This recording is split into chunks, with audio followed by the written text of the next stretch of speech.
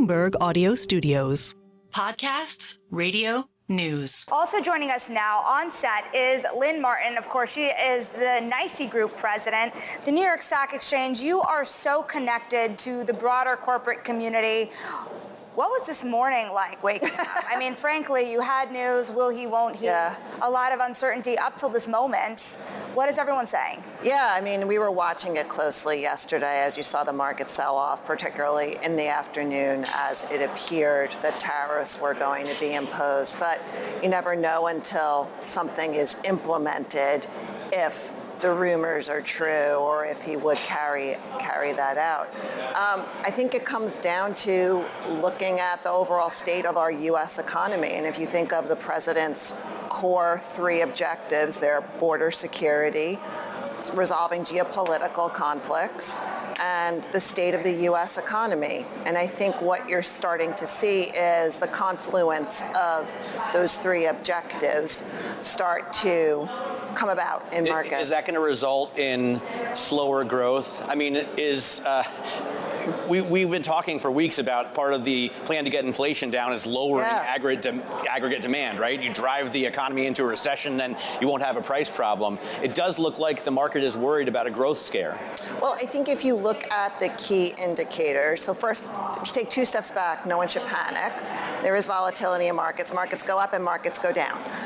And if you look at two of the key economic indicators, you look at the Dow and the S&P, those levels are still at above pre-election levels. If I look at where both of those indices closed on election night, where they are today is still above. So you recall that there was a post-election euphoria, if you will, and now it appears that the market may be recalibrating. But as the day progresses, as the weeks progress, there's no reason to assume that the markets are only going to move downwards. They could absolutely move upwards, particularly if we start to consider the revenue side. Right.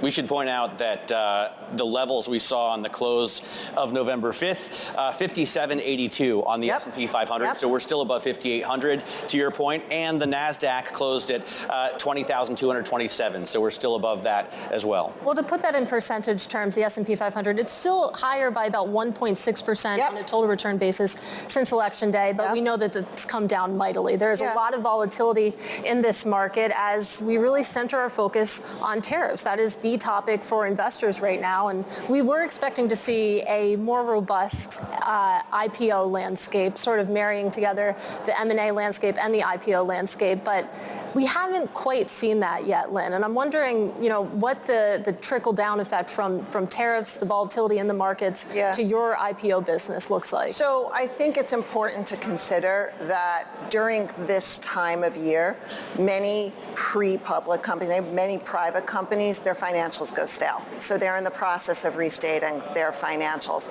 We're still gearing up for an active Q2. From an IPO perspective, which, depending on how those deals go, we think will inform the way the rest of the year will progress. But we still have a very active pipeline, and we're still working with a variety of companies to come out in the next few months. Are you seeing companies rush to market? Do they want to get there quickly before maybe this trade war develops further? I think every company is considering where they are in their own evolution. Are they profitable? Do they have a good story to tell? Have they used this time while they've been raising money in the private markets to refine the strategy, to bring about a more deliberate P&L, one that's more focused on a few strategic areas? So it's really down to a company to decide, is it the right time to go public? The markets have been open for the last few years, which most people don't want to talk about. And if I look at the IPOs that occurred on the New York Stock Exchange last year, in the secondary market, they grew 58%. So the market is there for companies to go when they're ready to go, when they have a good story to tell. So what about the VIX? You look at volatility slowly starting to tick higher. We're at a 23 handle just this morning. They're not alarming levels by any means, but you can see there, just year to date, we are a lot higher than where we started. Is there a level, Lynn, of the VIX that would start to stifle that pipeline that you're talking about for Q2? It's generally around 20 But recall that there have been some large companies that have gone in the last year or 2 years where the VIX has been above 20, well above 20 for sustained periods of time. Again, don't look at the data on just one day. Just take a breath and look at the long-term trends of the market. That's a really interesting point on the VIX. It seems like the one-year average is about 16, so we're not quite there, but certainly seeing a lot of volatility this specific morning. I want to talk about somewhere where we've seen a bit of a bright spot for U.S. exchanges, and that is companies switching their listings from abroad and coming into the U.S. market. It's been a popular sort of trend that we've seen emerge over the past couple of years.